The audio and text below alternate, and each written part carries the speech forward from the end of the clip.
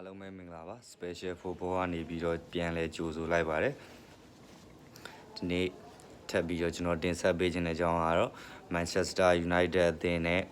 တစ်ဖက်ကကန်သွားတဲ့ Brentford အသင်းတို့ရဲ့ပွဲစဉ်ကိုကျွန်တော်အနေနဲ့ကျွန်တော်တူးတဲ့အမြင်ကိုအနေငယ်သုံးသပ်ပေးပြရသေးပထမအဦးဆုံးအနေနဲ့ Manchester United ကတော့သူတို့ရဲ့ပုံစံအတိုင်း3-4-2ပုံစံနဲ့ပွဲထွက်လာခဲ့ပြီးတော့တစ်ဖက်က Brentford အသင်းအနေနဲ့ကတော့သူတို့4-5ပုံစံအတိုင်းပဲပွဲထွက်လာခဲ့တယ် Manchester United အသင်းအနေနဲ့ဒီနေ့ပွဲမှာတော့ Brentford ထက်ကိုတော်တော်လေးကိုခြေစွမ်းခြေသားရောကစားသမားတွေရဲ့စိတ်ဓာတ်ပိုင်းဟာပါနည်းငယ်လေးတော့ဒီပွဲကစကားပြောတဲ့ပွဲလို့တော့ကျွန်တော်အနေနဲ့ထင်တယ်ဘာလို့လဲဆိုတော့ Manchester United အသင်းအနေနဲ့သူ့အနေနဲ့ပွဲစားကလေးကနိုင်လို့စိတ် Manchester United အသင်း fan တွေနဲ့တော့အနေနဲ့တော့ဘယ်လိုလဲတော့မသိဘူးကျွန်တော်အနေနဲ့ကြီးရတဲ့ပုံစံရတော့ Manchester United အသင်းကစားသမားတွေအနေနဲ့နိုင်လို့စိတ်ဓာတ်နည်းပါတယ်နိုင်လို့စိတ်ဓာတ်နည်းပါတဲ့အပြင်မှာ Manchester United အသင်းအနေနဲ့ပထမပိုင်းမှာပေးလိုက်ရတဲ့ကိုနှစ်ကိုကလည်းတော်တော်လေးကိုပထမတစ်ကိုကပို့ပြီးတည်တာပဲ Harry Maguire အနေနဲ့နောက်ခံကစားသမားတူဖြစ်တာနဲ့သူ့အနေနဲ့ဆိုရင်ပို့ပြီးတော့နောက်ခံ defense line မှာဆိုပို့ပြီးတော့သူ့အနေနဲ့ခေါင်းသုံးတဲ့နဲ့သူ့အနေနဲ့ဒီလိုအလုံးမျိုးထားပါတော့အိုက်ကိုတရားကိုတွင်းသွားတဲ့အလုံးပထမအလုံးဆိုတိုက်စစ်ကစားသမားတရားကိုအနေနဲ့လည်းတော်တော်လေးကိုကောင်းမွန်တဲ့ဆုံးသက်ဖြစ်လို့ရှေ့နောက်ကွင်းလျာနေလန့်တင်ပေးလိုက်တဲ့ကစားသမားလည်းတော်တော်လေးကိုကောင်းမွန်ခဲ့တယ်ဒီအခြေအနေတစ်ခုမှာ Harry Maguire အနေနဲ့သူ့အနေနဲ့ကောင်တာကိုဖမ်းမှဆိုလဲတည်တည်ချာချာတောင်းလူဂျုံဘောတေချာအောက်ဆိုင်တေချာဖမ်းမှဆိုလဲဖမ်းမှာမဖမ်းမှုဆိုရင်လည်းလုံးဝတိုက်စစ်ကစားသမားစီကိုလူဘူးကပ်ပြီးတော့သူ့အနေနဲ့ defense ခံစစ်ကိုအဲ့လိုမျိုးဖြတ်ထုတ်ရမယ်အလုံးမှာသူ့အနေနဲ့အောက်ဆိုင်သွားဖမ်းလိုက်တယ်အောက်ဆိုင်ဖမ်းလိုက်တဲ့အချိန်မှာနီးပြဒိုင်လူကြီးတွေကတော့အောက်ဆိုင်လို့မြောက်မှာမဟုတ်ဘာလို့ဆိုတော့မကျွန်းလည်းမကျွန်းပါဘူးတကယ်တမ်းဆိုရင်အဲ့ဒီလုံးဆိုရင်တရားကိုအနေနဲ့ကွက်တီထွက်သွားပြီးဘောလုံးတစ်ချက်မြေပေါ်ထောက်တာလုံးကိုဖမိုးနဲ့အပြင်းကန်သွင်းသွားတယ်လုံးဝကိုသမား Brian ဒါဘာမှကိုမတက်နိုင်တဲ့အနေထားဗျပထမလုံးပေးပြီးနောက်ပိုင်းမှာဆိုလဲ Chelsea Manchester United အသင်းအနေနဲ့ Brentford အသင်းကိုဘလို့မှကိုပွဲချိန်တော်တော်များများမှာရှင်ပြီးတော့မကစားနိုင်ခဲ့တာကိုလည်းကျွန်တော်အနေနဲ့တော့အဲ့လိုပဲမြင်တယ် Manchester United အသင်း Chelsea နဲ့ပိုတနေ့တော့ကစားခဲ့တဲ့ပုံစံဒီပုံစံမှမဟုတ်တယ်ဗျဒီပုံစံမဟုတ်ဘူးဒါပေမဲ့ဒီနေ့ပွဲမှာတော့ Brentford ထက်ကိုတော်တော်လေးကိုနှိမ့်ကြတဲ့ခြေစွမ်းနဲ့အတူနှိမ့်ကြတဲ့ကစားသမားတွေရဲ့စိတ်ဓာတ်နဲ့အတူ Manchester United အသင်းကတော့ကိုပြက်ခြေပြက်ရှုံးနိမ့်သွားခဲ့တယ်ကိုပြက်တကယ်လဲကိုပြက်ခြေပြက်ရှုံးနေခဲ့တယ်လို့ပြီးတော့ဒုတိယကိုအိုက်ကိုတရားကိုထပ်သွင်းတဲ့လုံးဆိုရင်လဲကိုသမား Brian ဒါအနေနဲ့မစင်မချင်းပုတ်ထုတ်လိုက်တဲ့လုံးကနေပြီးတော့တဆင်ကိုသမားတောင်းမြက်ချိုးပေးတဲ့လုံးကိုသမားအနေနဲ့ပုတ်တာတော့လက်ခံ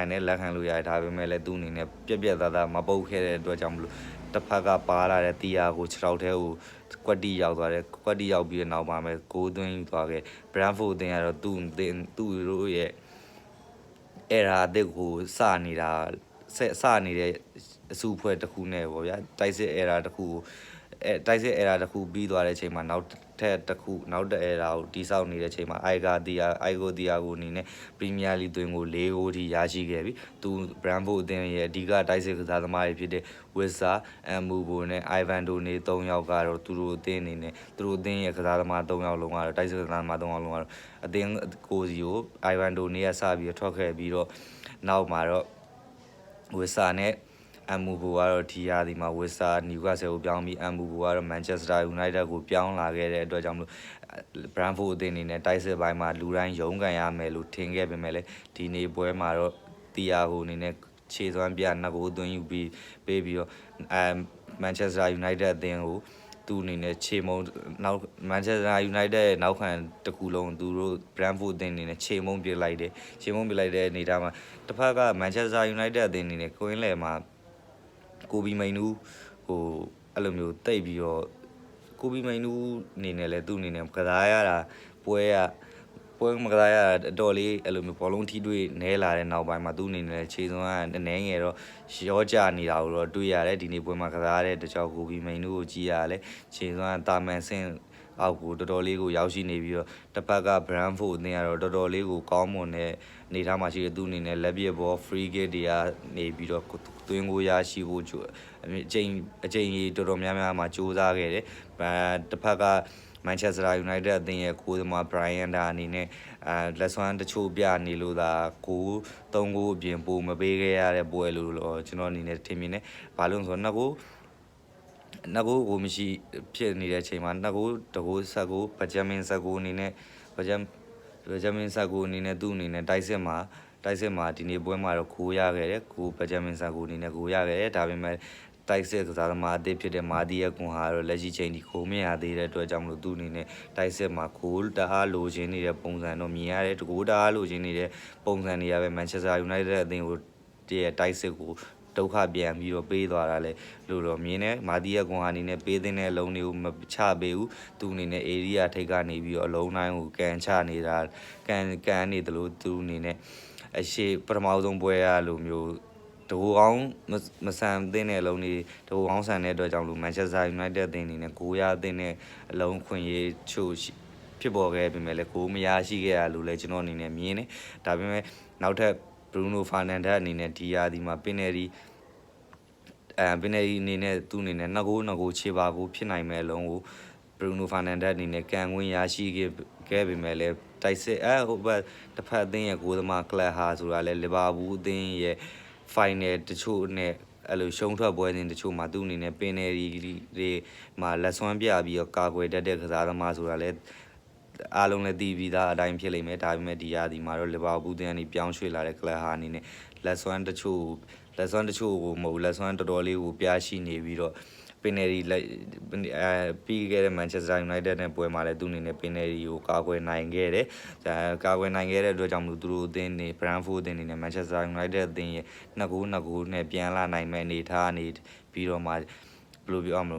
Brentford အသင်းတွေ2ဂိုးနဲ့ပဲထပ်ပြီးဦးဆောင်ဝင်ရသွားတဲ့အတွက်ကြောင့် Manchester United အသင်းတွေနဲ့ Bruno Fernandes ပင်နယ်ဒီမဝင်လာတဲ့ကစားသမားတွေအတွက်စိတ်သက်အများကြီးထိခိုက်သွားနိုင်တယ်သူတို့အသင်းတွေနဲ့အမှတ်ရတူတည်လာကြသွားမယ်ဆိုအနိုင်ရလည်းဖြစ်နိုင်သူတည်ရလည်းဖြစ်သွားနိုင်တဲ့အတွက်ကြောင့်မလို့ Bruno Fernandes ပင်နေမဝင်တာလည်းကြီးတော်တော်လေးကိုကြီးမားတဲ့ဆုံးရှုံးမှုအမှတ်ဆုံးရှုံးမှုလို့ပဲကျွန်တော်အနေနဲ့ပြောချင်တယ် Bruno Fernandes အနေနဲ့တော့ဒီလက်ရှိရာသီမှာပင်နယ်ရီ3ချိန်ကန်ခွင့်ရရှိထားတယ်6ပွဲမှာပင်နယ်ရီ3ချိန်ကန်ခွင့်ရတယ်ဆိုတာခောက်ချိုးပဲဗျခောက်ချိုးပဲတပွဲကိုနှစ်ပွဲကိုပင်နယ်ရီတခါနှုံးနဲ့ကန်ရတဲ့အနေထားဗျသူ့အနေနဲ့Bruno Fernandes အနေနဲ့ဆိုရင်ဖူအန်တဲ့အသင်းနဲ့ပွဲစဉ်မှာလည်းသူ့အနေနဲ့ပင်နယ်ဒီလွဲချော်ခဲ့တယ်လို့နောက်ထပ်ဘန်လီနဲ့ပွဲမှာတော့သူ့အနေနဲ့ဝင်ခဲ့တယ်နောက်ထပ်ဒီလက်ရှိပွဲ Brentford နဲ့ပွဲမှာလည်းသူ့အနေနဲ့ပင်နယ်ဒီထက်လွဲချော်ခဲ့တယ် Bruno Fernandes ကတော့လက်ရှိပင်နယ်ဒီမလွဲချော်ခင်မှာရှေ့နှစ်တွေတုန်းကတော့ Manchester United အသင်းနဲ့ Premier League မှာပင်နယ်ဒီ specialist တယောက်ဖြစ်ခဲ့တယ်ဂျော်ဂျင်ဟိုနဲ့Bruno Fernandes ကပင်နယ်ဒီကန်တဲ့နေရာမှာဆရာတော်တော်လေးကိုကြားတဲ့အထက်မှာပါတယ်ဒါပေမဲ့လက်ရှိချိန်တွေမှာတော့ Premier League မှာBruno Fernandes တယောက်ပဲကြံခဲ့တာဖြစ်တယ်Bruno Fernandes အနေနဲ့သူ့အနေနဲ့ပင်နယ်ဒီကို3ချိန်ကန်ထားတဲ့အချိန်မှာ2ချိန်ထိလွဲချော်တာဆိုတာတော့ Bruno Fernandes လူကစားသမားမျိုးအတွက်တော့လုံးဝကိုမဖြစ်သင့်တဲ့ကိစ္စရဲ့လို့တော့ကျွန်တော်အနေနဲ့မြင်နေဒါပေမဲ့လည်းဒီနေ့ပွဲမှာတော့ Manchester United အသင်းက Brentford အသင်းကိုအဝေးကွင်းမှာဘလို့မှကိုရှင်ပြီးတော့မစောနိုင်ခဲ့သလိုတိုက်စစ်ပိုင်းမှာလည်းတော်တော်လေးကိုအားနေခဲ့တဲ့ Benjamin Sesko အနေနဲ့ဂိုးရခဲ့တာတော့ကစားသမားတို့တော့အပေါင်းလက္ခဏာဆောင်ခဲ့တဲ့သွင်းကိုတကူလည်းဖြစ်တယ်အဲ့ဒီဂိုးကလည်းကိုသမားကလပ်ဟာအနေနဲ့တော်တော်လေးကိုကာကွယ်2ချိန်လောက်ကာကွယ်ပြီးတဲ့အနေထားမှာမှSeskoအနေနဲ့အပေါ်ကိုတဲကန်လိုက်တဲ့ချိန်မှာဂိုးရသွားပါဗျာဒါပေမဲ့လည်းBenjamin Seskoရဲ့ဂိုးရရှိမှုက Manchester United အတွက်မလုံလောက်ခဲ့ဘူး Bruno Fernandes ပင်နယ်ဝင်မှသာ Manchester United အတွက်အသက်ရှူအများကြီး6မှာဖြစ်တဲ့အတွက်ကြောင့် Bruno Fernandes ပင်နယ်ဝင်လာလဲတော်တော်လေးကိုစိုးရတဲ့အခြေအနေတစ်ခုလို့မြင်တယ်နောက်ဆုံးကေးသက်ဂိမ်းလှုပ်သွားတဲ့ကစားသမား Jackson အနေနဲ့ကတော့ Brentford အသင်းရဲ့ကွင်းလက်ကစားသမား Jackson အနေနဲ့ကတော့သူ့အနေနဲ့ Manchester United အသင်းရဲ့နောက်ခံလူတွေကိုအယူ2ယောက်ပါလာတဲ့အနေထားမှာသူ့အနေနဲ့တိုက်စစ်ကစားသမားကိုဘောလုံးပေးရင်ရပေမဲ့လေ သူ့အနေနဲ့အဝေးကနေအားပါပြင်းထန်တဲ့ကန်သွင်းချက်နဲ့လူမန်ချက်စတာယူနိုက်တက်နဲ့ Brentford ရဲ့ပွဲစဉ်ကိုကေးသက်ကိန်းလှုပ်ပြခဲ့လိုက်တယ်3 ဂိုးတကူနဲ့ဘလို့မှမန်ချက်စတာယူနိုက်တက်အသင်းပြန်မလာနိုင်တော့တဲ့အခြေအနေထိဖြစ်သွားခဲ့ပြီးတော့မန်ချက်စတာယူနိုက်တက်ကတော့ Chelsea ကိုနိုင်ရရှိပြီးတဲ့နောက် Brentford အသင်းကိုထပ်ပြီးတော့ရှုံးနေခဲ့တယ်။ဒီကြားထဲမှာ Manchester United အသင်းအနေနဲ့ဂျာဝက်အသင်းငယ်အသင်းနဲ့ကစားရအောင်မှာဖြစ်တယ်လို့အဲ့နောက်ပွဲစဉ်မှာဆိုရင် Manchester United အသင်းနဲ့ Liverpool နဲ့ထပ်ပြီးတော့ကန်ရမယ်ထင်တယ်ဒါဟုတ်တယ် Liverpool နဲ့ထင်တယ်ကန်ရမယ်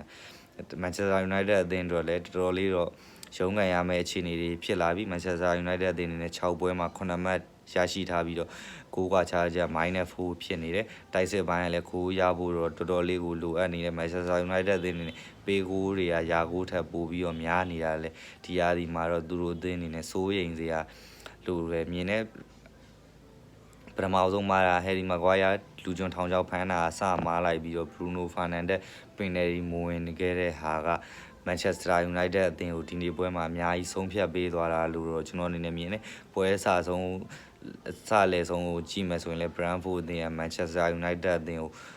တစ်ချိန်ပွဲချိန်တော်တော်များများမှာအသာစီးရယူပြီးတော့ကစားခဲ့တာကိုလည်းတွေ့ရပြီးတော့တိုက်စစ်ပိုင်းကဂိုးတွေဒီထက်ပိုပြီးရနိုင်ခဲ့ပေမဲ့လည်းကစားသမား Manchester United ရဲ့ဂိုးသမား Brian ဒါကတော့လက်စွမ်းတချို့ပြပြီးတော့ပုတ်ထုတ်ကာကွယ်ပေးတဲ့အတွက်ကြောင့်မလို့ Manchester United အသင်းအနေနဲ့ဒီထက်ပိုပြီးတော့ကိုပြက်မရှုံးနိုင်ခဲ့တာလို့ပဲကျွန်တော်အနေနဲ့သုံးသပ်ရင်းနဲ့ဒီနေ့ဗီဒီယိုကိုဒီလောက်နဲ့ပဲအဆုံးသတ်ပြရသေးနောက်ဗီဒီယိုတစ်ခုမှထပ်ပြီးတော့ဆုံတွေ့ပါအောင်မယ်အားလုံးကျေးဇူးတင်ပါတယ်